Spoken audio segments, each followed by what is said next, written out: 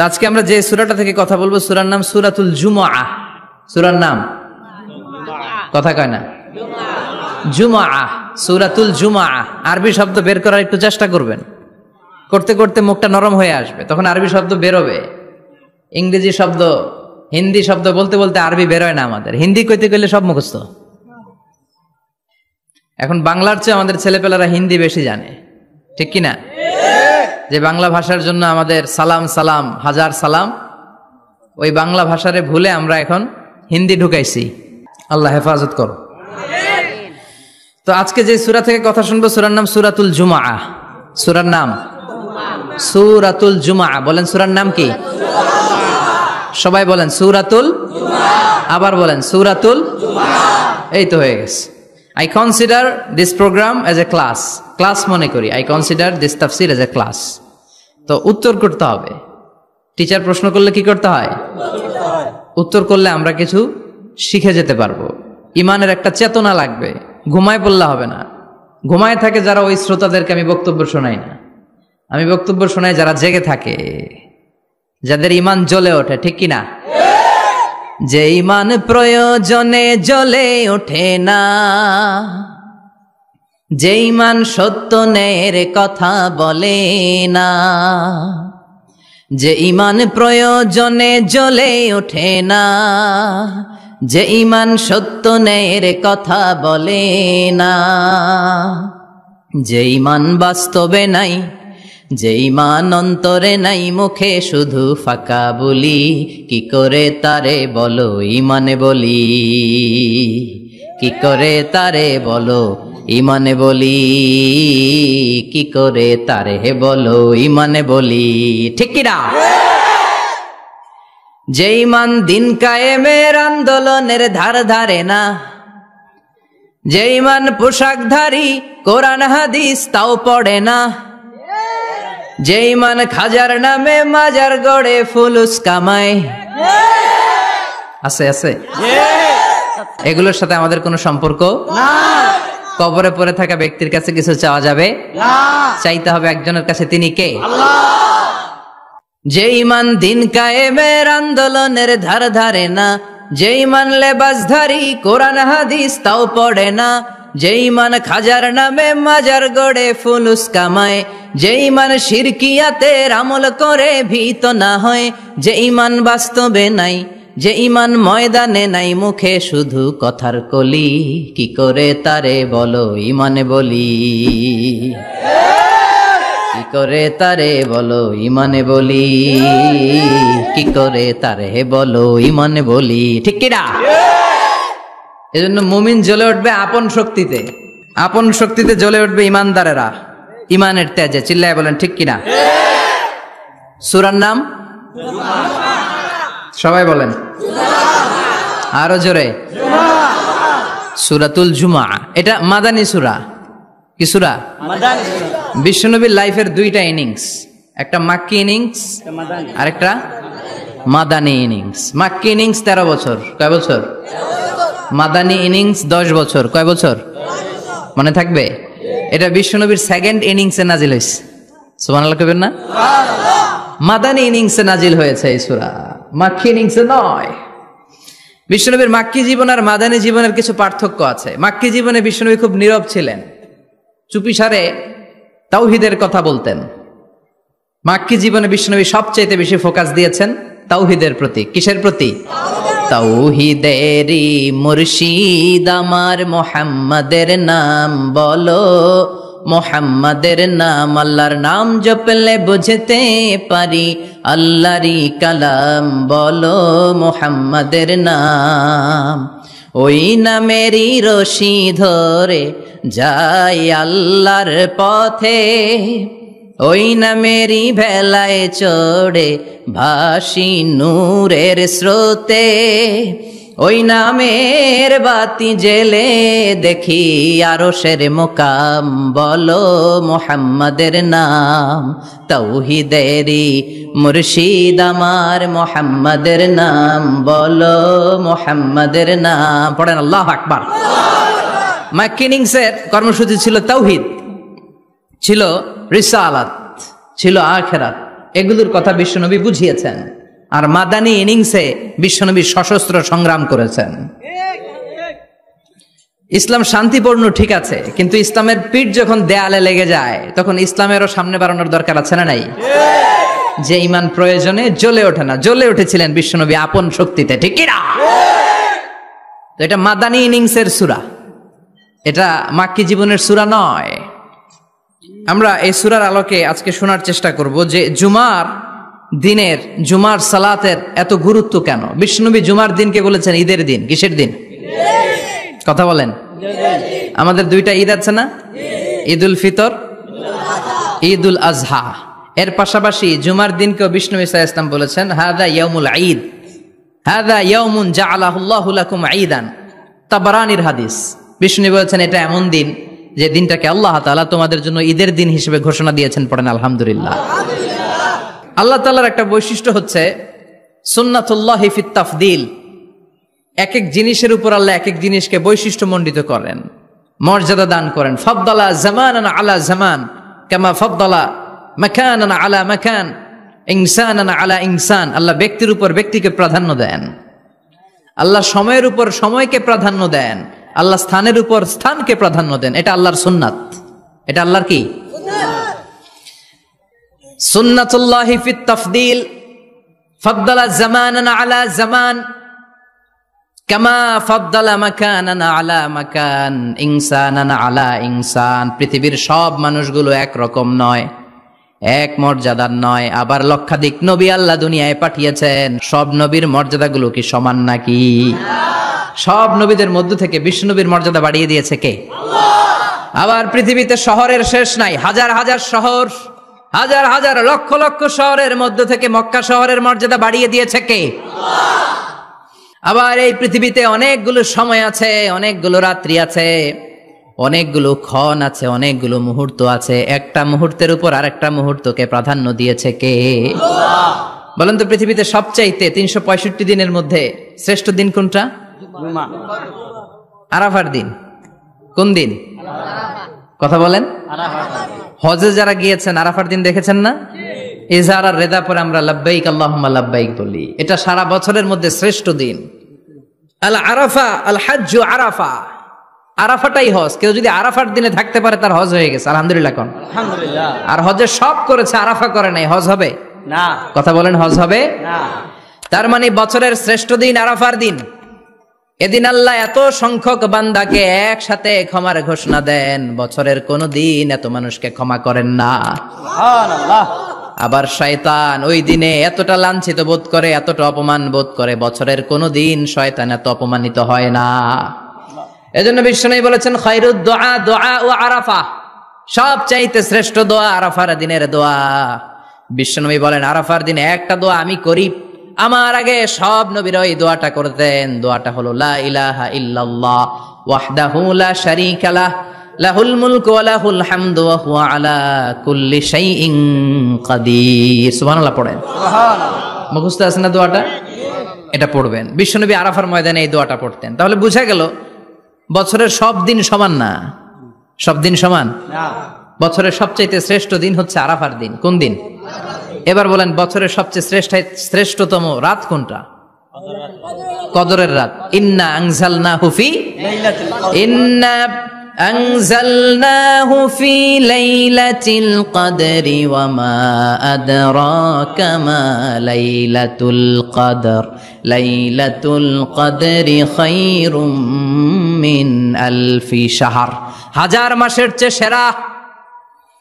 ওই রাতে ইবাদত করলে, হাজার মাস যাবত ইবাদত করলে যেই সওয়াব, ওই পরিমাণ সওয়াব আমলনামায় তুলে দিবে কে? আল্লাহ। শ্রেষ্ঠ রাত কদরের রাত। এবার বলেন বছরের সবচাইতে শ্রেষ্ঠতম মাস কোনটা? রমজান মাস। শাহরু রমাদান আল্লাযী উনজিলা ফীহিল কুরআন। যে মাসে কোরআন নাজিল হয়েছে, এই মাসের চেয়ে শ্রেষ্ঠ কোনো মাস থাকতে পারে? চিল্লায় বলেন থাকতে পারে? তার মানে বছরের শ্রেষ্ঠ দিন আরাফার দিন, বছরের শ্রেষ্ঠ রাত কদরের রাত, বছরের শ্রেষ্ঠতম মাস রমজান মাস। এবার বলেন সপ্তাহের মধ্যে শ্রেষ্ঠতম দিন কোনটা? বিশ্বনবী বললেন সাইয়্যিদুল আইয়াম, leader of the all days in the week. সপ্তাহের যতগুলো দিন আছে 7টা দিনের সর্দার হচ্ছে ইয়াউমুল জুমা, জুমার দিন। চিল্লায় পড়েন আল্লাহু আকবার। তার মানে বছরের শ্রেষ্ঠ দিন আরাফার দিন, বছরের শ্রেষ্ঠ রাত কদরের রাত, শ্রেষ্ঠ মাস রমজান মাস, আর 7 দিনের মধ্যে শ্রেষ্ঠতম দিন হচ্ছে জুমার দিন। কোন দিন? জুমার দিন। এই সূরাতুল জুমা নিয়ে আমরা কথা শুনবো ইনশাআল্লাহ। বলেন ইনশাআল্লাহ। এটা সাধারণ দিন নয়। ফিহি খালাকাল্লাহু আদম। কালকের এই দিনটায়, এই জুমার দিনে আল্লাহ তাআলা সাইয়েদনা আদম আলাইহিস সালামকে তৈরি করেছে। সুবহানাল্লাহ। বিশ্বনবী বলেন লাম্মা খালাকাল্লাহু আদম ওয়া কানা তুলুহু 60 যিরাআন। আল্লাহ তাআলা যখন আদম আলাইহিস সালামকে তৈরি করলেন 60 হাত লম্বা করে তৈরি করলেন। সুবহানাল্লাহ। আর আমরাও যারা জান্নাতে ঢুকবো আমাদের আকৃতি থাকবে 60 হাত লম্বা। সুবহানাল্লাহ। মজা করে সুবহানাল্লাহ পড়তে পারলেন না? সুবহানাল্লাহ। আল্লাহ সাইয়েদনা আদমকে তৈরি করলেন এই জুমার দিনে। আবার সাইয়েদনা আদম আলাইহিস সালামকে পৃথিবীর বুকে তিনি পাঠিয়ে দিয়েছিলেন এই জুমার দিনে। সুবহানাল্লাহ। কুল নাহবিতু মিনহা জামিআ। O Adam, go down with your wife. তোমার স্ত্রী হাওয়াকে নিয়ে পৃথিবীতে নামো। সাইয়েদনা আদম আলাইহিস সালামকে আল্লাহ তাআলা পাঠিয়েছিলেন শ্রীলঙ্কার একটা পাহাড়ে, অ্যাডামস পিক। ওখানে ঐতিহাসিকভাবে প্রমাণিত, এটা হাদিসে নেই, কুতুবুত তারিখে এসেছে। শ্রীলঙ্কায় একটা পাহাড় আছে, কলম্বো থেকে অনেক দূর। ওই পাহাড়ের চূড়ায় সাইয়েদনা আদম আলাইহিস সালামের ফুটপ্রিন্ট আছে। ফুটপ্রিন্ট মানে পায়ের ছাপ। সুবহানাল্লাহ পড়ে। সুবহানাল্লাহ। এটারে বলে ফিঙ্গারপ্রিন্ট। এটারে কি বলে? ফিঙ্গারপ্রিন্ট। পায়ের গুলারে একজনের আঙ্গুলের ছাপের সাথে একজনের আঙ্গুলের ছাপের মিল নাই। শুধু তাই না, আমার এই আঙ্গুলের সাথে এই আঙ্গুলের ছাপের কোনো মিল নাই। আয়াহসাবুল ইনসানু আল্লান নাজমা ইযামা বালা কাদিরিনা আলা আন নুসাউবিয়া বানানা। আল্লাহ বলেন, গোলাম তুমি মনে করেছো তোমার হাড্ডি গুড্ডি পচে যাবে, তোমাকে আমি একত্রিত করে আবার বানাতে পারবো না? বানানো তো অনেক দূরের কথা, আমি যে তোমার আঙ্গুলের ছাপগুলো সংরক্ষণ করে রেখেছি। চিল্লায় পড়েন আল্লাহু আকবার। 1880 সালে স্যার ফ্রান্সিস গাল্টন নামে একজন বিজ্ঞানী, তিনি আবিষ্কার করেছেন যে আমাদের আঙ্গুলের ছাপগুলো আলাদা, ফিঙ্গারপ্রিন্ট আলাদা। এই 10টা আঙ্গুলের একটার সাথে আরেকটার কোনো মিল নাই। এই পৃথিবীতে যদি 600 কোটি মানুষ হয় তাহলে 6000 কোটি আঙ্গুল, একটা আঙ্গুলের সাথে আরেকটা আঙ্গুলের ছাপের মিল আছে? যারা সিগনেচার দিতে পারে না এরা কি দেয়? টিপসই দেয়। সুবহানাল্লাহ কোন। সুবহানাল্লাহ। কি ম্যাজিক আল্লাহ আঙ্গুলে রেখে দিয়েছে, একটা আঙ্গুলের ছাপের সাথে আরেকটা আঙ্গুলের ছাপের মিল নাই। এখন এই বায়োমেট্রিক অথেন্টিকেশনের জন্য অনেক জায়গায় দিতে হয়। ইমিগ্রেশন পাস করবেন, গিভ ইউর ফিঙ্গারপ্রিন্ট। ভিসা করবেন, Schengen visa, European visa, provide your fingerprint first. Canadian এম্বাসিতে গিয়েছিলাম, সব আঙ্গুলের আলাদা আলাদা ফিঙ্গারপ্রিন্ট রেখেছে। এখন এটা অথেন্টিকেশনের জন্য সিকিউরিটি পারপাস খুব গুরুত্বপূর্ণ। কিন্তু 1500 বছর আগে, 1880 মানে কি 200 বছর তো না, 200 বছর আগে বিজ্ঞানীরা আবিষ্কার করলো। 1500 বছর আগে সূরাতুল কিয়ামার ভিতরে ফিঙ্গারপ্রিন্টের কথা বলেছে কে? আল্লাহ। আর পায়েরটারে বলে ফুটপ্রিন্ট। এটা প্রাণীদের ক্ষেত্রে প্রযোজ্য, কারণ প্রাণীদের আঙ্গুল নাই, আছে? ওদের আছে পা। বাঘের কয় পা? কথা কয় না, 4 পা। বাঘের হাত কয়টা? হাত নাই, ওদের পা। ফলে ওদের ফুটপ্রিন্ট লাগে। সুন্দরবনে কয়টা বাঘ আছে এটার একটা হিসাব আছে। কি করে বলে, কেমন করে হিসাব করে? বাঘের কাছে যে গুনে, চেহারা তো একরকম, একটারে 3 বার গুনবে। কথা কন, কিভাবে গনে তাহলে? বাঘসুমারি হয় কিভাবে? ফুটপ্রিন্ট, পায়ের ছাপ। একটা বাঘের পায়ের ছাপের সাথে আরেকটা বাঘের পায়ের ছাপের কোনো মিল নাই।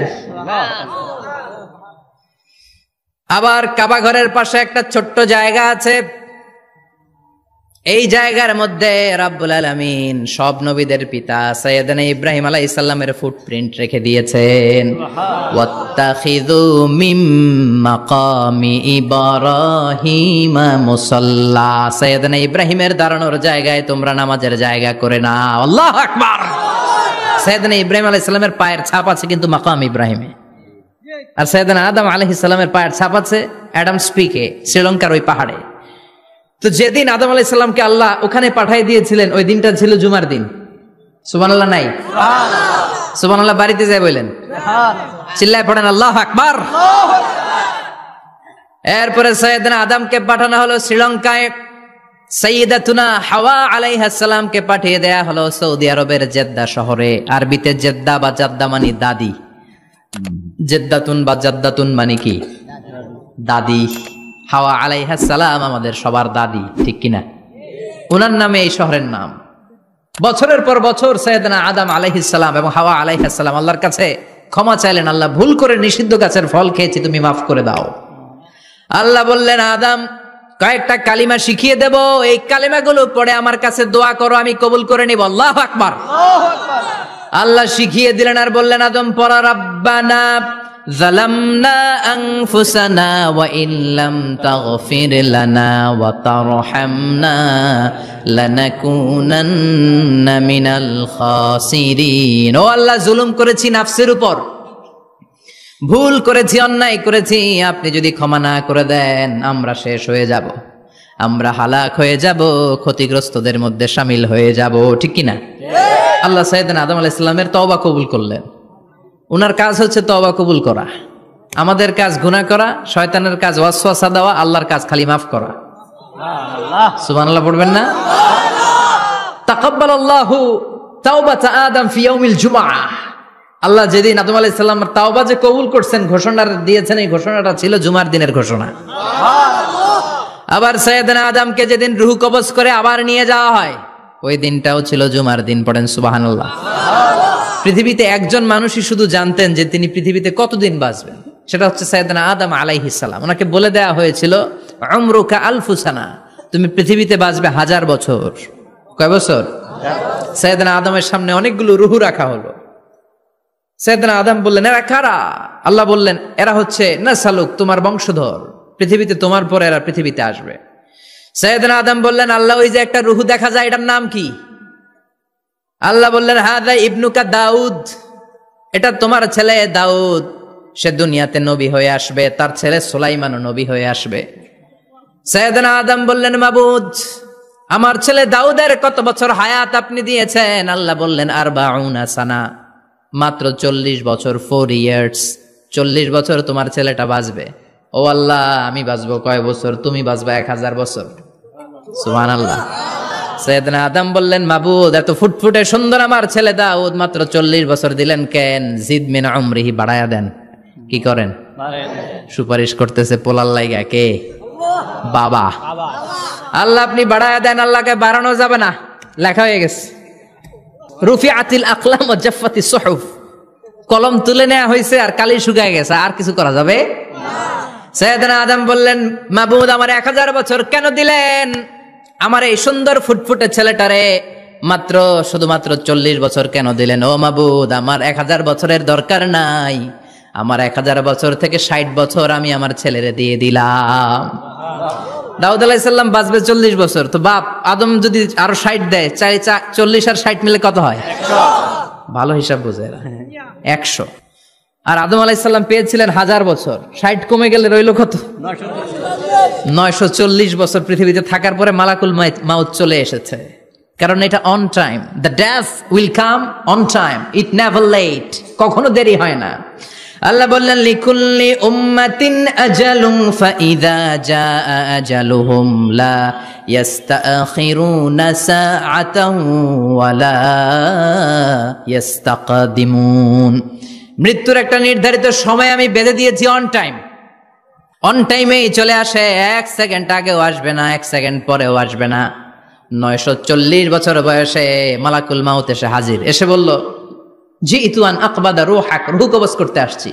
আদম আলাইহিস সালাম বললেন, রূহ কবজ করতে আসছো মানে? আমি বাঁচবো 1000 বছর। কয় বছর? মালাকুল মাউত বললেন, না না, ওই যে আগের কথা স্মরণ করেন, আপনি 60 বছর দিয়া দিছিলেন। কয় না, আমি দেই নাই, আমি আরো বাঁচুম, আরো 60 বছর পাওনা আছি, আমি দেই নাই। মালাকুল মাউত বললেন, আপনি দিয়েছেন। আদম বলে, দেই নাই। মালাকুল মাউত বলে, আল্লাহ ঘটনা দেখেন, দিয়া কয় দেই নাই। আল্লাহ কয়, থাক, কথা কইস না, আয়া পড়। সুবহানাল্লাহ পড়েন। নাসিয়া আদম ফানাসিয়া বানু, ভুলে গেছেন উনি, আমরা ভুলে যাই, আমরা খেয়ে বলছি খাই নাই, নিছিলাম পকেটে, কয় নেই নাই। এরকম ডাকাইত আছে না নাই? নাসিয়া আদম ফানাসিয়া বানু, বিশ্বনবী বললেন, আদম ভুলেছে তো তার সন্তানরাও ভুলে যায়। জাহাদা আদম ফাজাহাদা যুররিয়াতু, আদম অস্বীকার করেছে, তার সন্তানরাও অস্বীকার করে। সেদিন থেকে আল কিতাব ওয়া শুহুদ, মানে লিখে রাখার সিস্টেম আর সাক্ষীর সিস্টেম চালু হয়েছে। সুবহানাল্লাহ পড়েন। সুবহানাল্লাহ। 940 বছর বয়সে মালাকুল মাউত এসে আদম আলাইহিস সালামের রূহ নিতে পারে নাই। উনি 1000 বছর যখন হয়েছে তখন এসে সাইয়েদনা আদম আলাইহিস সালামের রূহ কবজ করেছে। যেই দিন পৃথিবীর প্রথম মানব, প্রথম নবীর রূহ মালাকুল মাউত দুনিয়ায় এসে কবজ করেছে, ওই দিনটাও ছিল জুমাবার। আল্লাহু আকবার। আবার বিশ্বনবী বললেন, লা তাকুমুস সাআহ ইল্লা ফি ইয়াউমিল জুমআহ ইযা যুলজিলাতিল আরদু জিলজালাহা ওয়া আখরাজাতিল আরদু আসকালাহা ইযা রুজ্জাতিল আরদু রাজ্জান ওয়া বুসাতিল জিবালু বাসসা। কিয়ামতের দিন পৃথিবীটাকে একটা প্রকম্পন দিয়ে কাঁপিয়ে দিবে কে? আল্লাহ। মারাত্মক একটা ঝাঁকুনি দিবে আল্লাহ, পুরো পৃথিবীটা কেঁপে ভেঙে চুরে খান খান হয়ে যাবে। এই ঝাঁকুনি আর আর্থকোয়েক, ভূমিকম্প এর ঘটনাটা যেদিন ঘটবে ওই দিনটাও হচ্ছে জুমার দিন। চিৎকার করে পড়েন সুবহানাল্লাহ। তার মানে আদম সৃষ্টি হলো জুমার দিনে, দুনিয়ায় নামিয়ে দেয়া হলো জুমার দিনে, তওবা কবুল করে নেওয়া হলো জুমার দিনে, রূহ কবজ করা হলো জুমার দিনে, আবার কিয়ামত সংগঠিত হবে জুমার দিনে। পড়েন সুবহানাল্লাহ। আবার বিশ্বনবী বললেন, আর রমাদান ইলা রমাদান, এক রমজান থেকে আরেক রমজানের মাঝখানে যত গুনাহ হয় মাফ করে কে? আল্লাহ। তারপরে বিশ্বনবী বললেন, আল উমরাতু ইলাল উমরাহ, কেউ যদি একবার উমরা করে পরে আবার করলে 2 উমরার মাঝখানে গুনাহগুলো মাফ করে দেয় কে? আল্লাহ। আবার বিশ্বনবী বললেন, আল জুমআতু ইলাল জুমআ কাফফারাতুন লিমা বাইনাহুমা, এক জুমার পর থেকে সামনের জুমা আসা পর্যন্ত যে সগীরা গুনাহগুলো হয় সবগুলো সগীরা গুনাহ মাফ করে দেয় কে?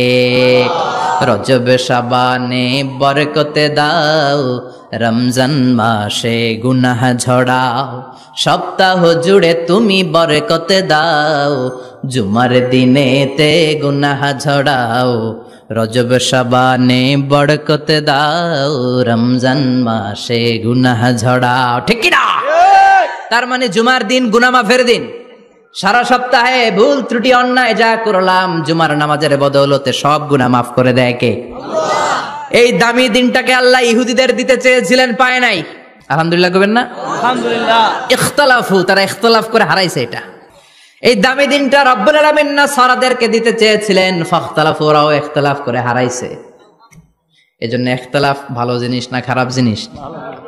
মারামারি ভালো জিনিস না খারাপ জিনিস?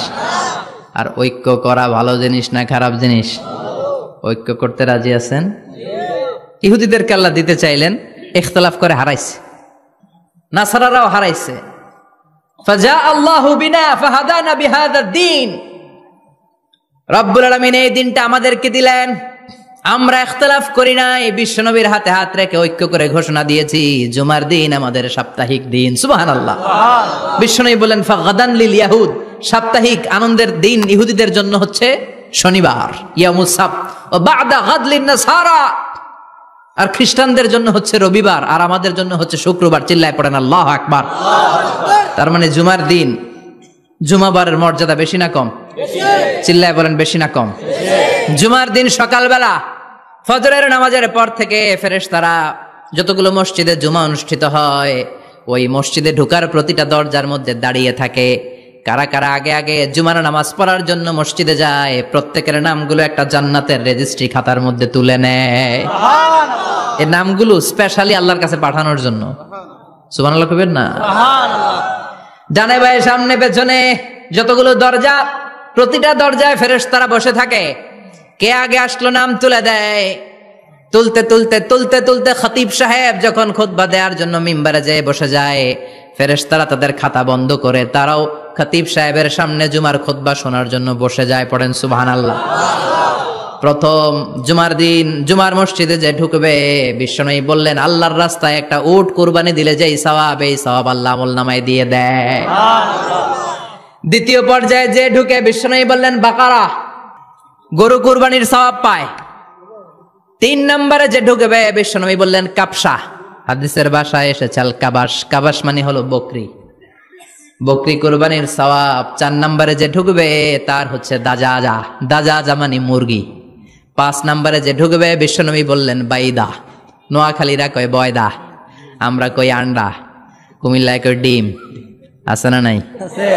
এক দেশের কত ভাষা, এক দেশের গালি আরেক দেশের বুলি। আমরা বলি ছেলে, কুষ্টিয়ায় বলে পুত্র, আরেক জায়গায় গেলে বলে হুত, আরেক জায়গায় গেলে বলে ফোয়া। আছে না নাই?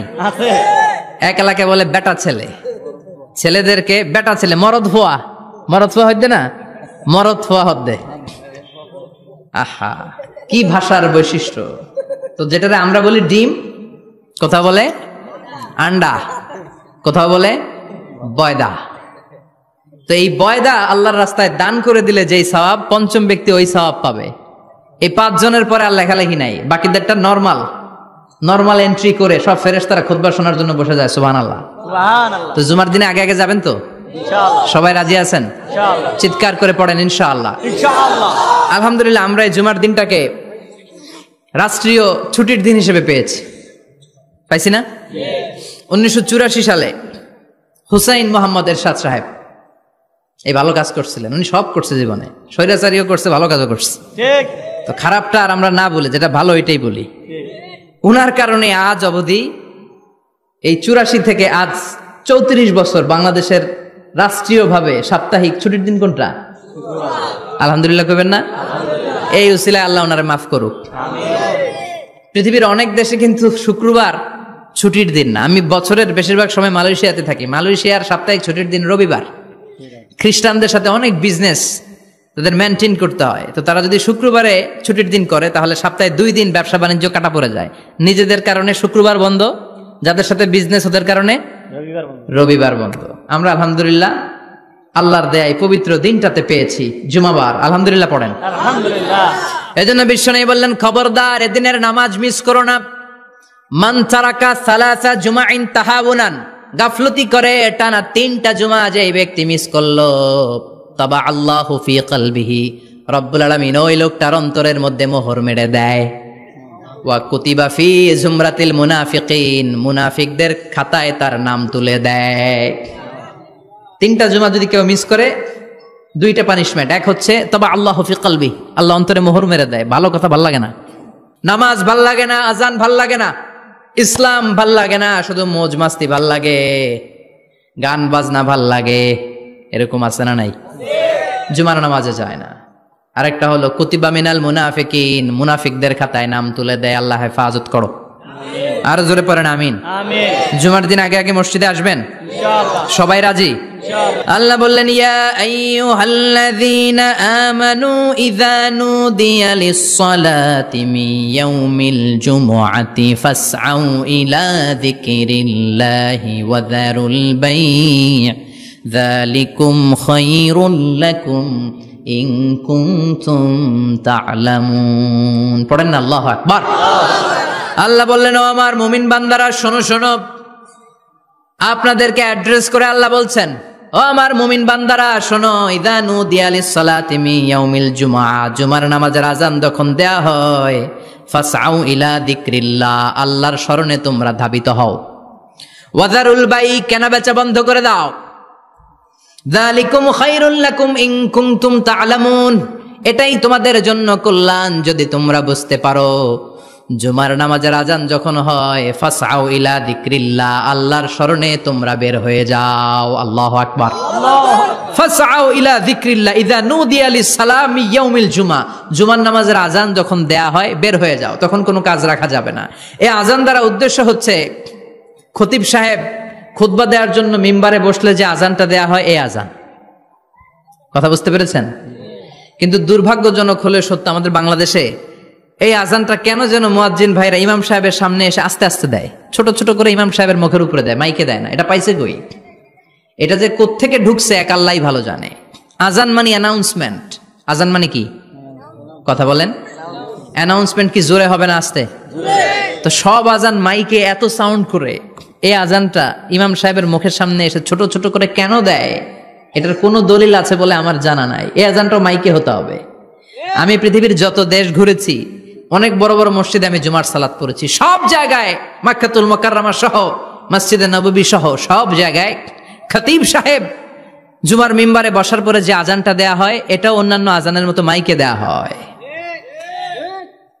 আল্লাহ বললেন, ইযা নুদিয়া লিস-সালামি ইয়াউমিল জুমআ, জুমার দিনে আজান যখন দেয়া হয়, এই আজান দ্বারা উদ্দেশ্য হচ্ছে খতিব বসলে যেই আজান 12:30 12:15 দিকে যেই আজান, এই আজান উদ্দেশ্য নয়। বিশ্বনবীর সময়ে এই 12:30 12:15 দিকে যে আজান ছিল এটা ছিল না। বিশ্বনবীর সময় ছিল না, আবু বকরের সময় ছিল না, সাইয়েদনা ওমর ফারুকের সময় ছিল না। এটা চালু হয়েছে সাইয়েদনা ওসমান যুন্নুরাইনের সময়। তখন মদিনাতে মানুষের সংখ্যা অনেক বেড়ে গিয়েছে, লোকজন আর জায়গা হয় না, মুসল্লিতে ঠাসাঠাসি। উনি ঘোষণা দিলেন সুক জাওরা, জাওরা নামক বিশাল একটা বাজার আছে, ঘোষণা দিলেন এখন থেকে ওই জায়গায় জুমার নামাজ হবে। মানুষ যেন আগ থেকে প্রস্তুতি নিয়ে আসতে পারে, এজন্য জাওরা নামক বাজারে উনি আর একটা আজান দেওয়ার প্রচলন করলেন। সুবহানাল্লাহ। সেখান থেকে আজ অবধি আমরা এই অতিরিক্ত আজানটা দিয়ে থাকি। এটা নবীর সুন্নাত না, এটা সাহাবীর সুন্নাত। বিশ্বনবীর সুন্নাহ মেনে নেওয়া যেমনি আবশ্যক, 4 খলিফার থেকে পাওয়া সুন্নাতগুলো মেনে নেওয়া আবশ্যক। বিশ্বনবী বলেন আলাইকুম বিসুন্নতি ওয়া সুন্নাতিল খুলাফায়ে রাশিদিন আল মাহদিন, আমার সুন্নাত ধরবা, হেদায়েত প্রাপ্ত 4 খলিফার সুন্নাত ধরবা। কেমনে ধরবা? ইক্ষু চিনেন? ইক্ষু না গ্যান্ডারি নাকি আখ না কুশাই? হ্যাঁ, আখ। কাঁচা আখ খায় কি করে? এই সামনের দাঁত দিয়ে ভাঙে না? সামনের দাঁত দিয়ে বলে ভাঙে, চাপার দাঁত দিয়ে, এই জায়গার দাঁত দিয়ে শক্ত করে ধরতে হয়। বিশ্বনবী বললেন আব্দু আলাইহা বিন নওয়াজিস, আমার সুন্নত আর সাহাবীদের সুন্নতকে চাপার দাঁত দিয়ে আঁকড়ে ধরো, যাতে ছুটে না যায়। চিল্লায় পড়েন আল্লাহু আকবার। এটা সাইয়েদনা উসমানের সুন্নাত। বিশ্বনবী বললেন ইযা নুদিয়া লিস-সালাহ মিন ইয়াউমিল জুমআতি ফাসআউ ইলা যিকরিল্লাহ, জুমার দিনের আযান যখন দেয়া হয় ফাসআউ ইলা যিকরিল্লাহ, আল্লাহর স্মরণের দিকে ধাবিত হও। দেরি করো না। দেরি করা যাবে? আজান হইলে কোনো কাজ রাখবেন? কোনো ব্যস্ততা থাকবে? কাজ একটাই, জুমার নামাজ। চিল্লায় বলেন কাজ একটাই, সেটা কি? জুমার নামাজ। আল্লাহ বললেন ফাসআউ, ফাসআউ এর শাব্দিক অর্থ হচ্ছে দৌড়াও। আসলে কি? তো এই দৌড়াও দিয়ে আসলে দৌড়াও বোঝানো হয়নি, এটা দ্বারা বোঝানো হয়েছে আল মুবাদারা ওয়াল ইহতিমাম, ইম্পর্টেন্স দেয়া, এমফাসাইজ করা, গুরুত্ব, গুরুত্বের সাথে আগে আগে প্রস্তুতি নাও। ফাসআউ দ্বারা দৌড়ানো বোঝানো হয়নি। প্রমাণ কি? কারণ বিশ্বনবী দৌড়ে দৌড়ে নামাজে যেতে নিষেধ করেছেন। বিশ্বনবী বলেছেন ইযা উকিমাতিস সালাহ, মনোযোগ দিয়ে শুনেন, ইযা উকিমাতিস সালাতু ফালা তাতুহা তাসআউন ওয়া আতুহা তামশুন আলাইকুম বিসাকিনাহ ফামা আদরাকতুম ফাসাল্লু ওয়া মা ফাতাকুম ফাতিম্মু, যখন নামাজ শুরু হয়ে যায় দৌড়ে দৌড়ে যাবে না, তামশুন হেঁটে হেঁটে যাও, আলাইকুম বিসাকিনাহ ধীরে ধীরে যাও, ফামা আদরাকতুম ফাসাল্লু ইমাম সাহেবের সাথে যে যত রাকাত পাবা পড়বা, ওয়া মা ফাতাকুম ফাতিম্মু যেটা ছুটে যায় নিজে নিজে পড়ো, কবুল করে নেবে কে? আল্লাহ। কিন্তু দৌড়ে যায় নামাজ ধরা যাবে না। খবরদার, ধীরস্থির ভাবে যাবেন। হাঁটার মধ্যে একটা গুরুত্ব দিয়ে তাড়াতাড়ি ধরতে চাবেন, কিন্তু দৌড়ে যাওয়া যাবে নিষেধ করেছেন। অনেক মুসল্লিরা এটা করে। ধরেন মাগরিবের নামাজ, অজুখানাতে মুসল্লিরা অজু করতেছে, ইমাম সাহেব নামাজ শুরু করেছেন আল কারিআতু মাল কারিআ ওমা আদরাকা মাল কারিআ, মুখস্থ আছে না সবার? মুসল্লি মনে করতেছে অজু হয়েছে আমার অর্ধেক, এখন যদি তাড়াতাড়ি অজু না করে দৌড় না দেই রাকাত পাওয়া যাবে? রাকাত পাওয়ার জন্য দিছে দৌড়। মসজিদে হচ্ছে টাইলসের মসজিদ, পিছলায় পয়রা মুসল্লি একদিকে, লুঙ্গি আর একদিকে। আছে না নাই? আমার কাছে খবর আছে এরকম পা ভাঙছে অনেকের। রাকাত ধরার জন্য মুসল্লি তাড়াহুড়ো করে দিছে দৌড়, মুসল্লি একদিকে লুঙ্গি, ঠ্যাং ভাঙ্গা শেষ, এখন ল্যাংড়া। বিশ্বনবীর কথা মানে নাই, ওটারে ল্যাংড়া বানাইছে কে? আল্লাহ। এজন্য বিশ্বনবী বললেন খবরদার দৌড়ে যাবে না, একামত হয়ে গেলে ধীরস্থির ভাবে যাও। কেননা দৌড়ে দৌড়ে আপনি কার দরবারে যাবেন? উনি তো সব রাজার বড় রাজা, মহারাজা। মহারাজার দরবারে তাড়াহুড়ো করা যায় নাকি? না। ফিট হয়ে কাপড় চোপড় পরে আতর টাতর মেখে ধীরস্থির ভাবে যাবেন। দৌড়ে গেলে আপনার হার্টবিট বেড়ে যাবে, আপনার ব্রেথ ইন ব্রেথ আউট, শ্বাস প্রশ্বাস বেড়ে যাবে। তো হাঁপানির চোটে তো আপনি হাঁপাতে থাকবেন। আপনি তাহিয়া পড়বেন কখন, তাসবিহ পড়বেন কখন, আল্লাহর প্রশংসা করবেন কখন? চিল্লা এখন ঠিক কিনা? এজন্য আল্লাহ বললেন ফাসআউ ইলা যিকরিল্লাহ, জুমার নামাজের আযান যখন হয়ে যায় তোমরা আল্লাহর জিকিরের দিকে ধাবিত হও। যিকরিল্লাহ, আল্লাহর স্মরণ। জিকির মানে কি? আল্লাহর স্মরণ। কিন্তু এই জিকির দ্বারা এই আয়াতে উদ্দেশ্য হচ্ছে আল খুতবাতাইন, জুমার 2 খুতবা। জুমার জিকিরের অনেক অর্থ আছে। জিকির মানে সালাত, জিকির মানে কোরআন, জিকির মানে ওয়াজ, জিকির মানে সম্মান। আবার জিকির মানে জুমার 2 খুতবা, আবার জিকির মানে সুবহানাল্লাহ, আলহামদুলিল্লাহ, লা ইলাহা ইল্লাল্লাহ, সুবহানাল্লাহ, আলহামদুলিল্লাহ, লা ইলাহা ইল্লাল্লাহু মুহাম্মাদুর রাসূলুল্লাহ সাল্লাল্লাহু। এটাও জিকির। সুবহানাল্লাহ, আলহামদুলিল্লাহ, আল্লাহু আকবার। এই 3 জিকিরের চেয়ে শ্রেষ্ঠ কোনো জিকির আছে? কথা কন। বিশ্বনবী প্রত্যেক ফরজ নামাজের পরে সুবহানাল্লাহ 33 বার, আলহামদুলিল্লাহ 33 বার, আল্লাহু আকবার 34 বার পড়তেন। রাজি আছেন? সবাই পড়তে রাজি আছেন? ইনশাআল্লাহ। লাফালাফি করবেন না তো? ঘাড় বাঁকা করবেন না তো? হুই হুই করে চিল্লাফাল্লা করা যাবে? জিকিরের মধ্যে সৌন্দর্য আছে না নাই?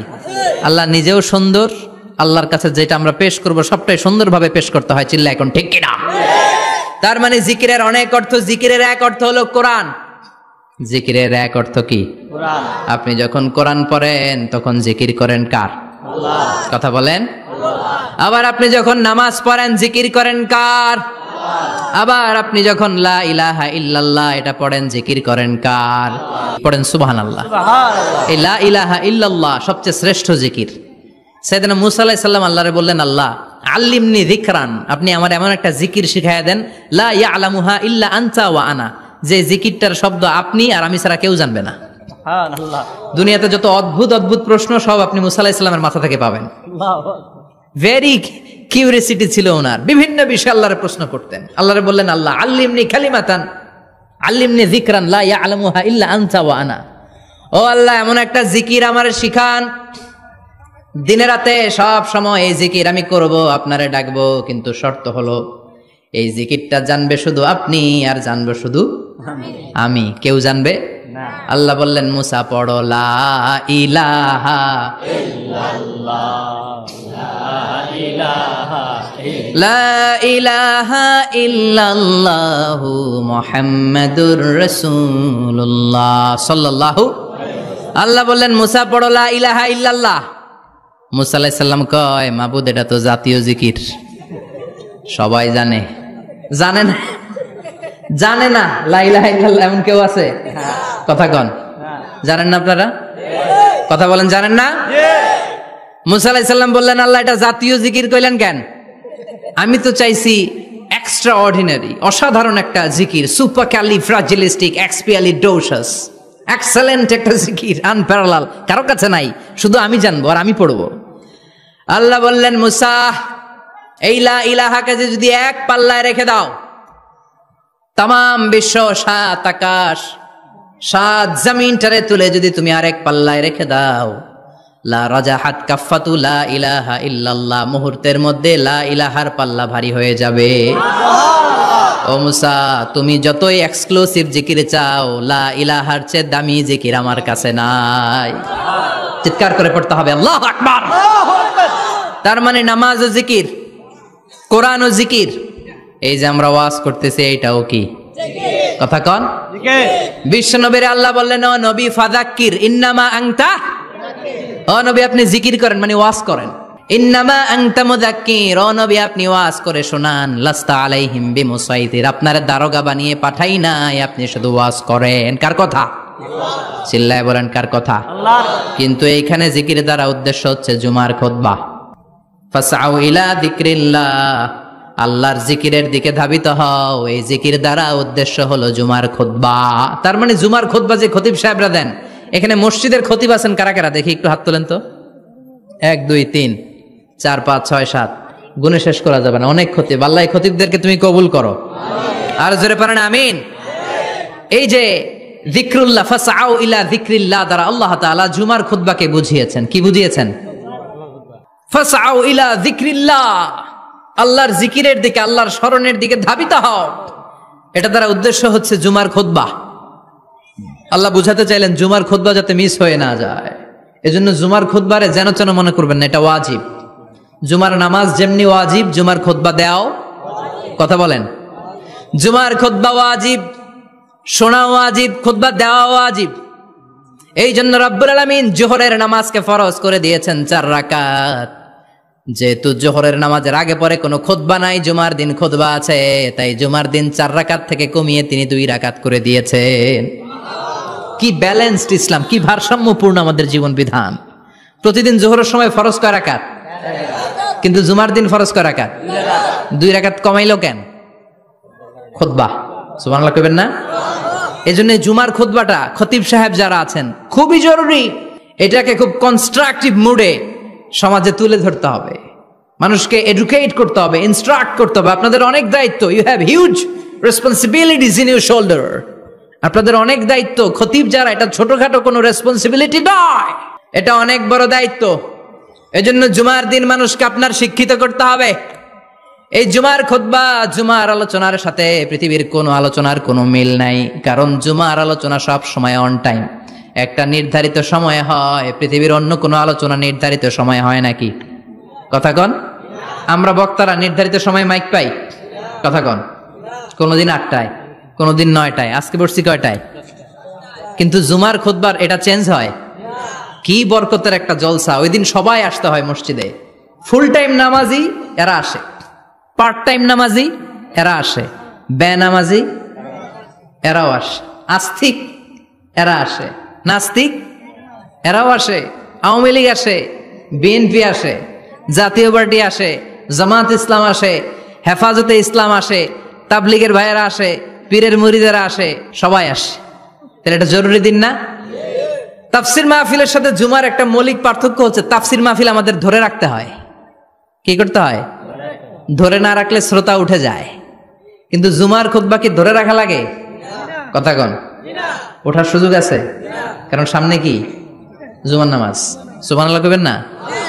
এটা অনেক জরুরি। এজন্য জুমার খুতবা যারা দেন এরা বিশ্বনবীর দায়িত্ব পালন করেন। আল্লাহু আকবার। বিশ্বনবীর মাদানী ইনিংস কয় বছরের? 10 বছর। বিশ্বনবীর মাদানী ইনিংস শুরু হয়েছে মসজিদে নববী তৈরি করার মধ্য দিয়ে। বিশ্বনবী মসজিদে নববী তৈরি করার পর মসজিদে নববীর খতিব হিসেবে দায়িত্ব নিলেন। সুবহানাল্লাহ। বিশ্বনবী 1টা 2টা 5টা 10টা না, মসজিদে নববীতে 10 বছরের ইনিংসে 500টারও বেশি জুমার খুতবা দিয়েছেন। সুবহানাল্লাহ। বাড়িতে যায় বলেন কত খুতবা? 500রও বেশি খুতবা দিয়েছে। মদিনার সমাজটা এমনি জান্নাতি সমাজ হয় নাই। মদিনার সোসাইটিটাকে জান্নাতি সমাজ বানানোর জন্য বিশ্বনবীকে 500টা বক্তব্য দিতে হয়েছে। চিল্লায় পড়েন আল্লাহু আকবার। প্রতি সপ্তাহে যে আয়াতগুলো নাজিল হতো বিশ্বনবী এগুলো নিয়ে কথা বলতেন। এই সপ্তাহে যে সমস্ত আয়াতগুলো নাজিল হলো ওই আয়াতগুলো নিয়ে বিশ্বনবী জুমার দিন খুতবার মধ্যে কথা বলতেন। এই সপ্তাহের মধ্যে রাষ্ট্রীয় যত ক্রাইসিস আছে এই সমস্যাগুলো নিয়ে বলতেন। এই সপ্তাহে সমাজের মধ্যে বড় বড় যত ঘটনাগুলো ঘটে গেল এগুলো নিয়ে বিশ্বনবী জুমার দিন কথা বলতেন। সুবহানাল্লাহ। এজন্য খতিব যারা আছেন জুমার আলোচনাটা অনেক কনস্ট্রাকটিভ, ফ্রুটফুল হতে হবে, কোরআনের আলোকে হতে হবে। বিশ্বনবী জুমার খুতবা দিচ্ছেন, হঠাৎ বিশ্বনবী দেখলেন হাসান আর হুসাইন লাল 2টা জামা পরে জুমার মসজিদের মধ্যে ঢুকে একবার কাতারের এইদিকে দৌড় মারে আর একবার ওই দিকে দৌড় মারে। ছোট বাচ্চাদের এরকম দৌড়াদৌড়ি আছে না নাই? ছোট বাচ্চাদেরকে মসজিদে ঢুকতে দেন তো না বের করে দেন? বের করে দেয়। সর্বনাশ। বাচ্চাদেরকে মসজিদ থেকে বের করবেন না, কখনোই বের করবেন না। তুরস্কের বিভিন্ন মসজিদে বড় বড় ফেস্টুন দিয়ে লেখা থাকে তারাবির নামাজে, জামাতের নামাজে মুরব্বীরা যখন সামনে নামাজ পড়বে পিছন থেকে যদি ছোট বাচ্চাদের চিল্লা চিল্লি আর কিচির মিচির শব্দ শুনতে না পাওয়া যায় তাহলে ভবিষ্যৎ প্রজন্ম নিয়ে আপনারা চিন্তিত থাকুন। পিছনে যদি বাচ্চাদের হই হুল্লোড় না থাকে, চিল্লা ফাল্লা না থাকে, তার মানে নেক্সট জেনারেশন এগুলো মুসল্লি হবে না, এগুলো হবে ডাকাত। এজন্য এরা বিভিন্ন প্রজেক্ট চালু করেছে। 40 দিন টানা ফজরের নামাজ যে ছোট বাচ্চারা মসজিদে এসে পড়বে ওই প্রজেক্টের আওতা থেকে একটা করে সাইকেল দিয়ে দেয়া হচ্ছে। সুবহানাল্লাহ কইবেন না? কুয়েতে আর একটা প্রজেক্ট করছে, ফজরের নামাজে মুসল্লি নাই।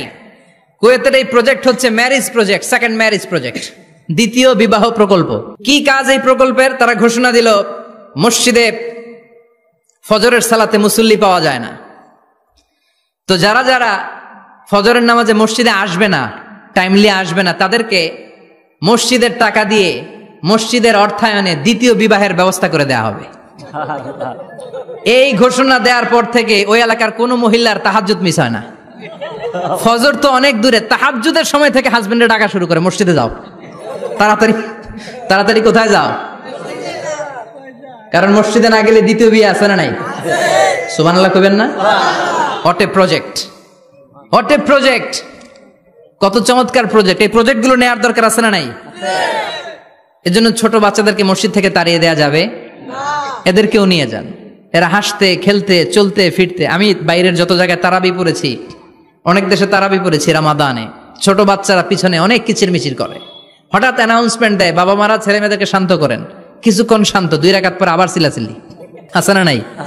তো ওরা যদি না চিল্লায়, ওরা যদি লাফালাফি না করে, লাফালাফি কি 80 বছরের মুরব্বী করবে? কথা কয় না। মুরব্বী লাফালাফি করলে এটা মানাবে? ছোট বাচ্চারা লাফালাফি করবে, একজন আরেকজনের কামড় দিবে, কাঁচের গ্লাস ভাঙবে, এটাই পৃথিবীর সৌন্দর্য। চিল্লায় বলেন ঠিক কিনা? বিশ্বনবী একবার আসরের নামাজের সেজদা লম্বা করে দিলেন। সাহাবারা বললেন নবী, নামাজের পরে ধরলেন অসুস্থ হয়ে গেলেন নাকি, অথবা কোরআনের আয়াত সেজদা অবস্থায় নাজিল হয়ে গেল নাকি? আসরের সেজদা তো এত লম্বা করতে কখনো দেখি নাই রে নবী। বিশ্বনবী বললেন না, অসুস্থ হই নাই, কোরআনের আয়াত নাজিল হয় নাই, আমি যখন সেজদায় লুটিয়ে পড়েছি, আমার কলিজার টুকরা নাতি হাসান আমার কাঁধের উপরে চেপে বসেছে, আমি যদি সেজদা থেকে মাথা উঠাই হাসানের কষ্ট হয়ে যাবে, তাই আসরের একটা সেজদা আমি ইচ্ছা করেই লম্বা করে দিয়েছি। কি নবী ছিল, কি মায়া ছিল নাতিদের সাথে।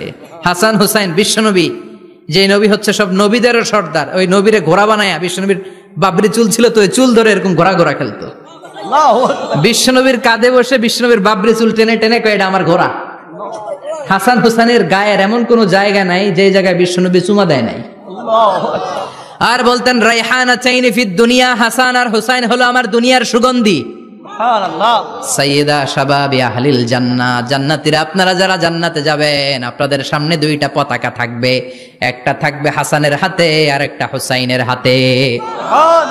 বিশ্বনবী মসজিদে নববীতে জুমার খুতবা দিচ্ছেন, হঠাৎ হাসান আর হুসাইন লাল 2টা জামা পরে কাতারের মধ্যে দৌড়াদৌড়ি শুরু করলেন। বিশ্বনবী খুতবা থামিয়ে দিলেন, মিম্বার থেকে নেমে হাসান হুসাইনকে 2 হাতে টানতে টানতে মিম্বারের উপরে নিয়ে আসলেন, যাতে মুসল্লিদের ডিস্টার্ব না হয়ে যায়। হাসানকে ডান হাতে ধরে, হুসাইনকে বা হাতে ধরে বাকি খুতবাটা বিশ্বনবী তখন শেষ করলেন। 500টা খুতবা দিয়েছেন। কয়টা? চিল্লায় বলেন কয়টা? আবার বিশ্বনবী জুমার খুতবা দিতে দাঁড়ালেন। এক সাহাবী এসে বসে বলল, বিশ্বনবী বললেন কম, দাঁড়াও, 2 রাকাত পড়ছো? সাহাবী কয় না, পড়ি নাই। বিশ্বনবী বললেন ইরকা রাকাতান, 2 রাকাত পড়ো। সাহাবী 2 রাকাত পড়া শুরু করলেন, বিশ্বনবী আবার খুতবা দেওয়া শুরু করলেন। খুতবার নিরবিচ্ছিন্নতাকে ভঙ্গ করে বিশ্বনবী তাকে দাঁড়াতে বললেন, 2 রাকাত নামাজ পড়তে বললেন। তার মানে খতিব সাহেব মন গড়া শুধু খুতবা দিয়ে যায় না, ডানে বায়ে কোথায় কি হচ্ছে সবকিছু নজরে রেখে, কন্ট্রোলে রেখে, সামাজিক সব সমস্যার কথাগুলো তুলে ধরে অসামাজিক কার্যকলাপের বিরুদ্ধে হুঙ্কার দিয়ে জুমার প্ল্যাটফর্মটাকে শক্তিশালী করাই হচ্ছে একজনের খতিবের দায়িত্ব। চিল্লায় এখন ঠিক কিনা? এ কাজই করেছেন বিশ্বনবী 500টা খুতবায়। আবার বিশ্বনবী দাঁড়িয়ে খুতবা দিচ্ছেন, এক সাহাবী এসে বলেন, নবী মদিনার মধ্যে পানি নাই, অনাবৃষ্টি, দুর্ভিক্ষ, আপনি একটু দোয়া করেন যাতে বৃষ্টি হয়। কিসের দোয়া? বিশ্বনবী জুমার খুতবা থামিয়ে দিলেন, খুতবা দিচ্ছিলেন, খুতবা থামিয়ে দোয়া করলেন, আল্লাহুম্মা আসকিনা, আল্লাহুম্মা আসকিনা ইয়া গাউস আগিসনা, আল্লাহুম্মা আসকিনা গাইসান মুগীসান মারিআন মুরিআন নাফিআন গায়রা দার আজিলান গায়রা আজিল। আল্লাহ আপনি আমাদের সাহায্য করেন, আপনি রহমত করেন, বরকত দেন, আপনি মদিনার বুকে বৃষ্টি দেন, তাড়াতাড়ি দেন, দেরি করেন না। সুবহানাল্লাহ। বিশ্বনবী দোয়া করতে দেরি, মুহূর্তের মধ্যে ঝুমঝুম করে বৃষ্টি নাজিল হয়ে মদিনাটা প্লাবিত হয়ে গেল। আকাশে মেঘ দেয় কে? আল্লাহ। বৃষ্টি দেয় কে? আল্লাহ। সবকিছু দেয়ার মালিক কে? আল্লাহ। বৃষ্টি দেয় কে? আল্লাহ। মেঘ দেয় কে? আল্লাহ। বিশ্বনবীর দোয়ার বরকতে বৃষ্টি নামলো। শুক্রবার বৃষ্টি, শনিবার বৃষ্টি, রবি সোম মঙ্গল বুধ বৃহস্পতি শুক্র, এর পরের শুক্রবার পর্যন্ত টানা বৃষ্টি হলো। কারণ দোয়ার বৃষ্টির দোয়া করছে, বৃষ্টি বন্ধ আর দোয়া তো করে নাই, চলতেছে। আল্লাহ কইছে নবী চাইছেন দিতেছি, না করলে থামামু। সুবহানাল্লাহ কইবেন না? বৃষ্টি হইতে হইতে মদিনায় বন্যা, মরুভূমির দেশ, কি পরিমাণে হেভি রেইনফল হলে মরুতে বন্যা হয়। সুবহানাল্লাহ পড়বেন না?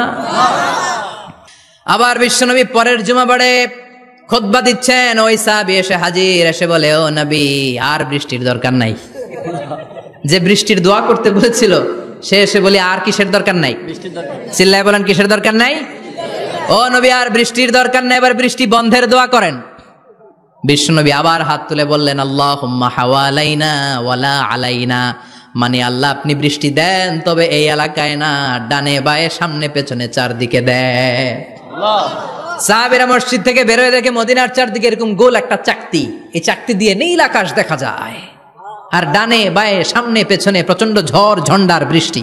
মদিনার আকাশে এক ফোঁটাও বৃষ্টি নাই। চিল্লায় এখন সুবহানাল্লাহ। এগুলো হচ্ছে বিশ্বনবীর খুতবার বরকত। 500টা খুতবা দিয়েছেন, এজন্য খতিব সাহেবরা ভালো করে খুতবা দেওয়ার দরকার আছে না নাই?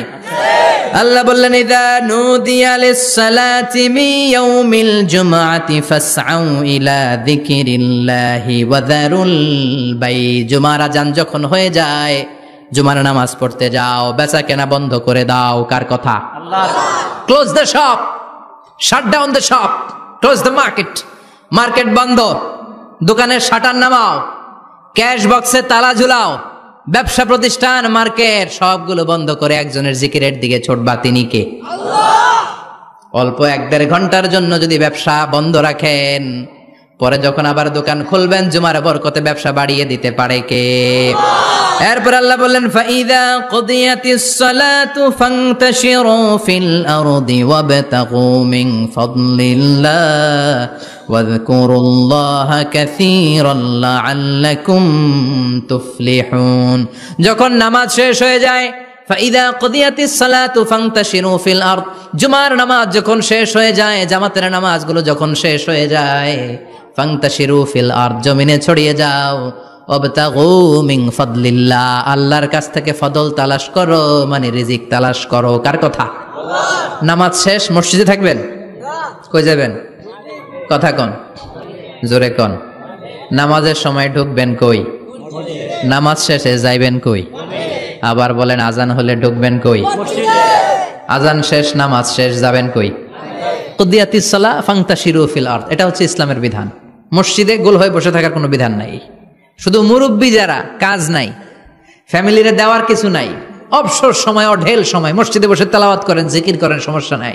কিন্তু যুবক যারা নামাজের পরে সমাজকে উপহার দিবা, রাষ্ট্রকে অনেক কিছু উপহার দেওয়ার আছে, তোমার ফ্যামিলির প্রতি অনেক দায়িত্ব আছে, কর্মক্ষম কেউ নামাজের পরে মসজিদে অলস সময় কাটানো যাবে না।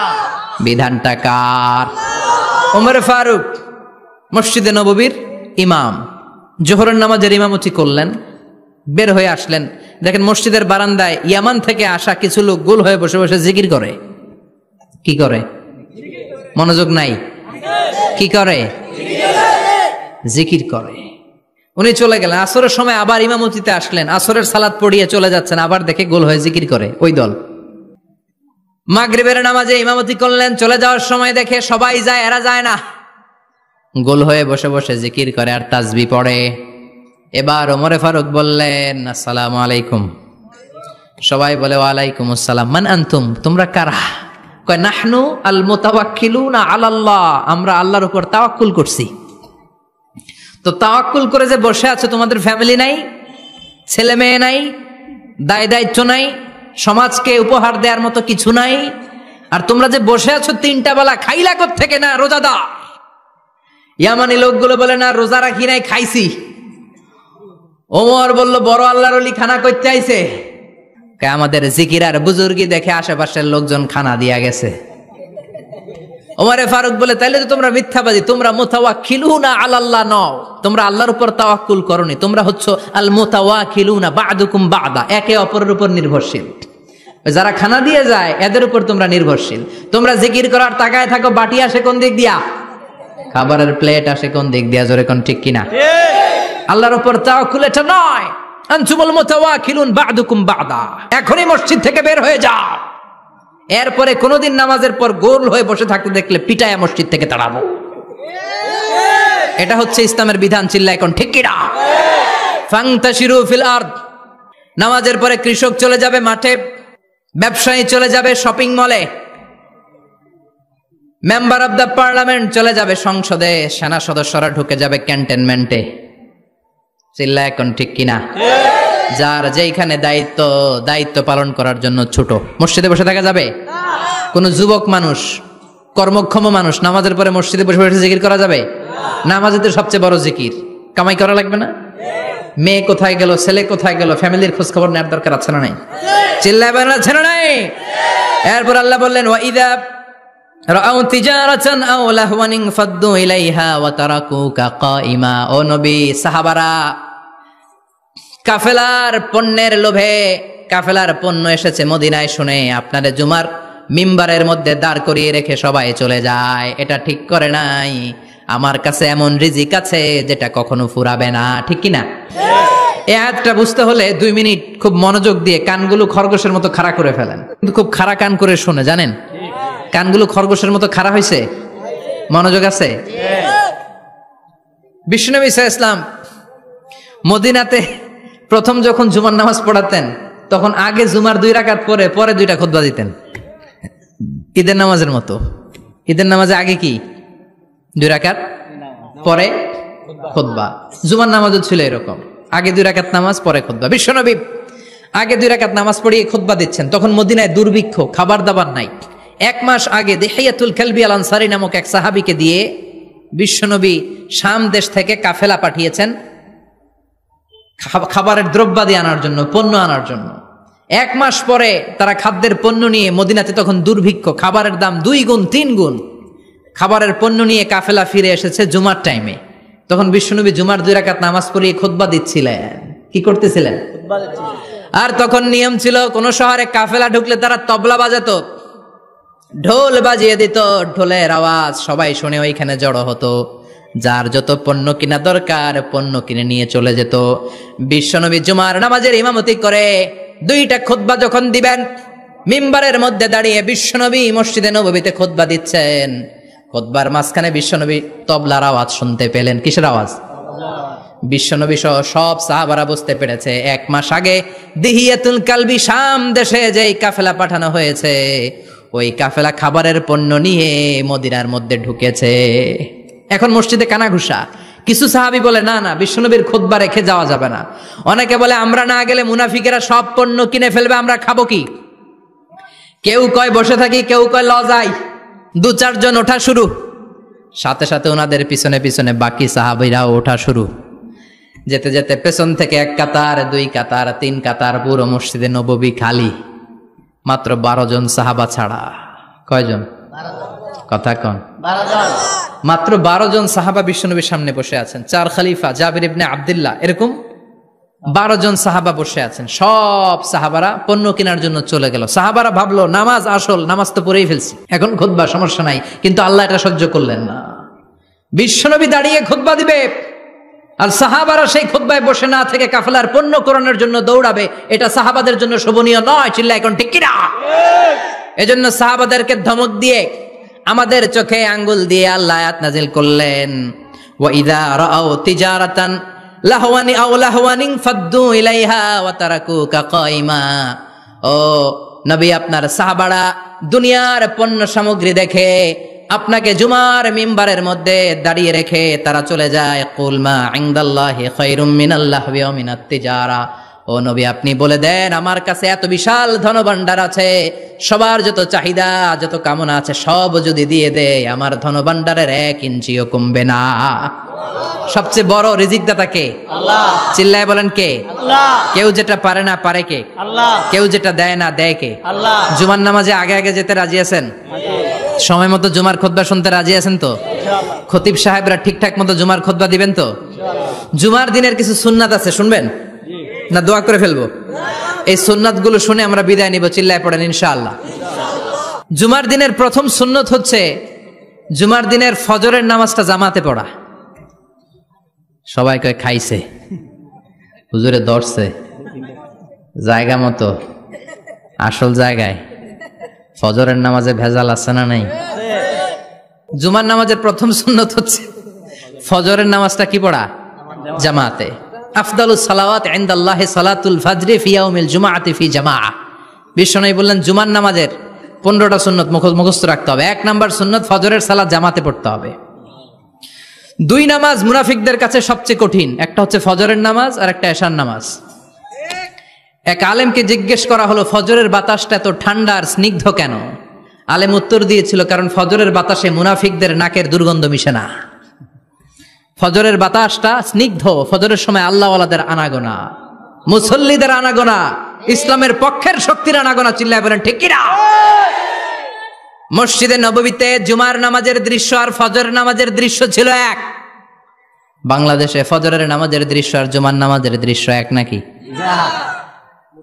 ফজরের নামাজের সময় মুসল্লি নাই, এক কাতার হয় না, আর জুমার নামাজে পাক্কা মুসল্লি দেরি করে গেলে বারান্দায়ও জায়গা পায় না। ঠিক কথা কন। তাহলে ফজরের নামাজটা আমরা জামাতে পড়বো ইনশাআল্লাহ ইনশাআল্লাহ। এত আসতে ইনশাআল্লাহ আরো জোরে পড়েন ইনশাআল্লাহ।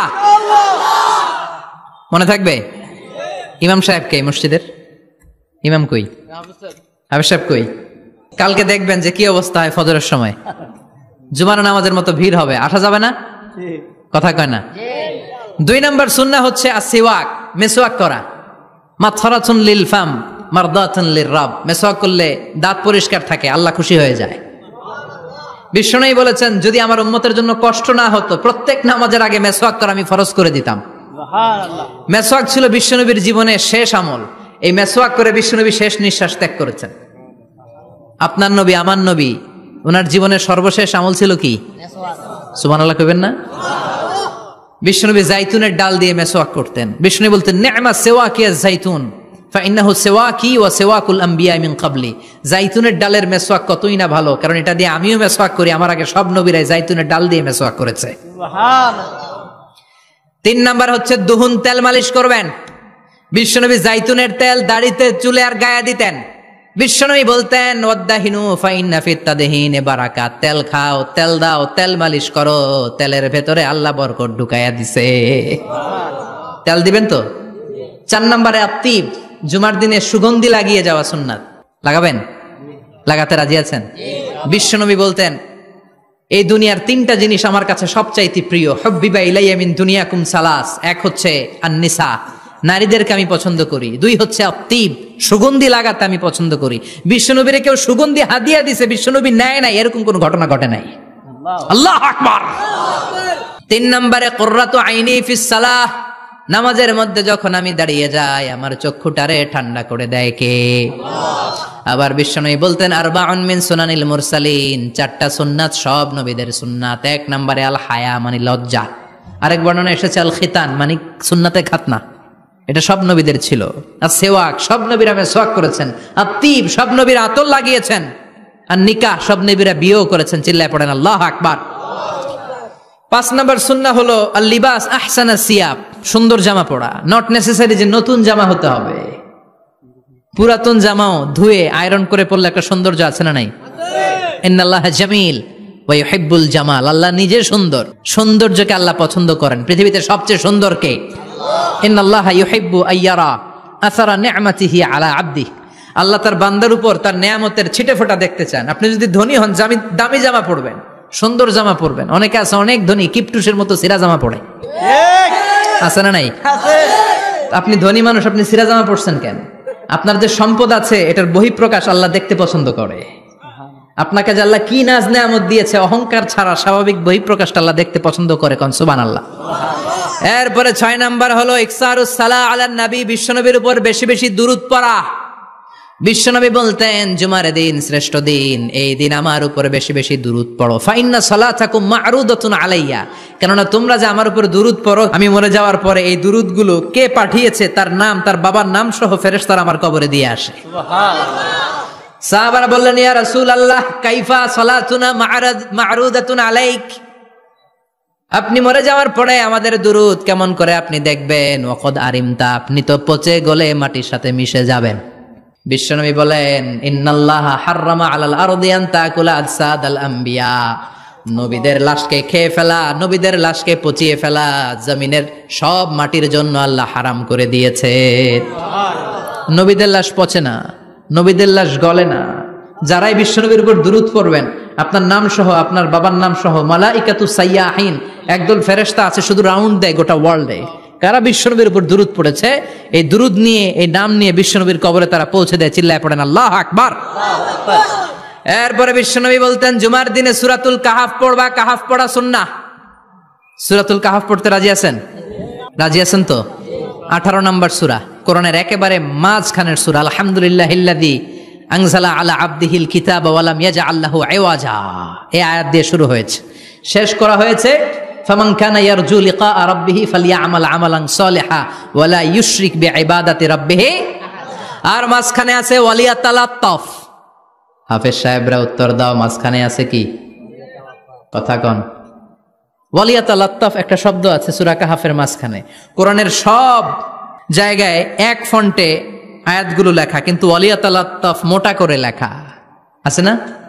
ডবল ফন্টে লেখা, মোটা, কারণ এটা কোরআনের একেবারে মাঝখানে অবস্থিত এই শব্দটা ওয়ালিয়াতালাত্তাফ। এর আগে যত শব্দ এর পরে তত শব্দ, এর আগে যত কোরআনের অক্ষর এর পরে তত অক্ষর। সুবহানাল্লাহ বাড়িতে গিয়া বিশ্বনবী বললেন সূরাতুল কাহফ যে তেলাওয়াত করবে ইয়াকুনু লাহু নূর, এই সূরাতুল কাহফ কিয়ামতের দিন তার সামনে বিশাল একটা আলো হয়ে আসবে। এই আলো দিয়ে পুলসিরাত পার হয়ে ওই বান্দা জান্নাতের ভেতরে ঢুকে যাবে। আবার বিশ্বনবী বলেন যারা সূরাতুল কাহফের প্রথম 10 আয়াত তেলাওয়াত করবে জুমার দিন, শেষের 10 আয়াত যারা জুমার দিন তেলাওয়াত করবে, দাজ্জালের ফিতনা থেকে তাদেরকে মুক্ত রাখবে কে? সুবহানাল্লাহ পড়বেন না? সূরাতুল কাহফ দিয়ে সকাল শুরু করতে রাজি আছেন? সবাই রাজি? এরপর আত-তাবকির ইলাল মসজিদ, মসজিদে আগে আগে যাওয়া সুন্নাত। আগে যিনি যাবে উনি কি পাবে? তারপরে গরু, তারপরে বকরি, তারপরে মুরগি, মুরগির পরে ডিম না আন্ডা? আন্ডা। আল মাশিউ আলাল ইকদাম, বিশ্বনবী বললেন হেঁটে হেঁটে জুমার নামাজে যাওয়া সুন্নাহ। রিকশা, হুন্ডা, সাইকেল, সিএনজি দিয়ে গেলেও হবে, কিন্তু হেঁটে হেঁটে গেলে সওয়াব বেশি না কম? প্রতি কদমে কদমে আমলনামায় সওয়াব দিয়ে দিবে কে? এরপরে বিশ্বনবী বললেন আদামু তাখাত্তি রিকাবান নাস, মানুষের ঘাড় ডিঙ্গিয়ে সামনে না যাওয়া সুন্নাহ। অনেকে জুমার দিন আসে সবার শেষে বসতে চায় সামনে, এরকম ডাকাইত আছে না নাই? বিশ্বনবী জুমার খুতবা দিচ্ছেন, হঠাৎ এক সাহাবী সব সাহাবীর ঘাড় ডিঙ্গিয়ে ডিঙ্গিয়ে সামনে আসতেছে বুলেটের মতো। বিশ্বনবী বললেন থামো, এজেলেস বসো মিয়া, ফাকাদ আযাইতা ওয়া আনাইতা, আসছো দেরি করে আবার মুসল্লিদেরকে কষ্ট দিচ্ছ। যেখানে জায়গা পাবেন ওইখানে বসবেন, মানুষের ঘাড় ডিঙ্গিয়ে সামনের কাতারে যাওয়া এটা ঠিক না। এজন্য জুমার দিন আগে আগে আসার চেষ্টা করবেন। রাজি আছেন তো? এরপরে বিশ্বনবী বললেন দুখুলুল মসজিদে রাকাতাইন, জুমার নামাজের দিন মসজিদে ঢোকার পরে 2 রাকাত পড়া সুন্নাত। কয় রাকাত? রাজি আছেন? কবলাল জুমা বাদাল জুমা। অনেকে প্রশ্ন করে বাদাল জুমা 4 রাকাত, মসজিদে পড়লে 4, ঘরে পড়লে 2, কিন্তু কবলাল জুমা সুনির্ধারিত নয়, অনির্ধারিত। মা কদ খুদ্দিরা লাক, যত আপনার তৌফিকে কুলায় 2 রাকাত করে করে 2, 4, 6 ইমাম সাহেব খুতবা দেওয়ার আগ পর্যন্ত আপনি যদি আধা ঘন্টা আগে যান আপনি 10 রাকাত পড়তে পারবেন। চিল্লায় বলেন ঠিক কিনা? এরপরে বিশ্বনবী বলেন ইনসাত, চুপ থেকে খুতবা শুনবা। জুমার খুতবার সময় কথা বলা যাবে নাকি? কথা কন। বিশ্বনবী বললেন তোমার সামনে কেউ কথা বলতেছে, তুমি যদি বলো চুপ করো, এটাও তুমি খারাপ কাজ করছো। চুপ করো তোমার কইতে কইছে কি? চুপ করো বলে তুমি আরেকটা ভেজাল লাগাইছো। চিল্লায় বলেন ঠিক কিনা? তাহলে জুমার নামাজে কথা বলা যাবে না, কেউ কথা বললে চুপ করো এই কথাটাও বলতে বিশ্বনবী নিষেধ করেছেন। চিল্লায় বলেন ঠিক কিনা? এরপরে মজার একটা কথা বিশ্বনবী বলেছেন, জুমার নামাজ পড়তে যেয়ে যদি কারো ঘুম আসে জায়গা চেঞ্জ করে বসো। জুমার নামাজ পড়তে যেয়ে ঘুমান না, এরকম কে কে আছেন আল্লাহর ওলি? হাত তোলেন। হাত তুলতে পারবেন? আমিও তুলতে পারবো না, আমি কত ঘুমাইছি। জুমার খুতবা শুনতে গেলে ঘুমাস, কারণ রহমত নাজিল করে কে? পুরো মসজিদের ডানে বায়ে রহমতে ঠাসা, খালি ঘুম আর ঘুম। আছে না নাই? ঘুম আসলে কি করবেন? উঠে যাবেন, উঠে জায়গা চেঞ্জ করবেন, পানির ঝাপটা দিবেন, ঘুম দূর করে দিবে কে? এরপরে বিশ্বনবী বললেন জুমার দিন দোয়া করলে কবুল হয়। এমন একটা সময় আছে জুমার দিনে, ওই সময় যদি বান্দা আল্লাহর কাছে কিছু চায় সেটা না দিয়ে খালি হাতে আল্লাহ বান্দারে ফিরাইয়া দেয় না। সেটা কখন?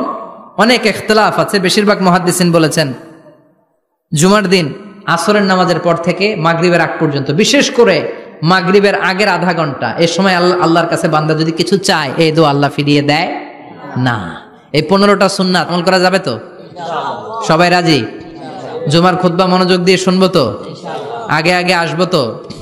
দোকানপাট বন্ধ করে জুমার নামাজের ভাবমূর্তি রক্ষা করবো তো? খতিব সাহেব যারা আছেন জুমার আলোচনাটাকে আরো কনস্ট্রাকটিভ ওয়েতে নেন, সব বন্ধ হবে, জুমা বন্ধ হবে। তাফসির মাহফিলে 144 ধারা আছে না নাই? জুমার মাহফিলে আছে। জুমার দিন 144 জারি করছে ওই মসজিদের জুমায়, কোনদিন শুনছেন? এর জন্য জুমাটাকে আমাদেরকে কাজে লাগাতে হবে। আল্লাহ তুমি তৌফিক দাও।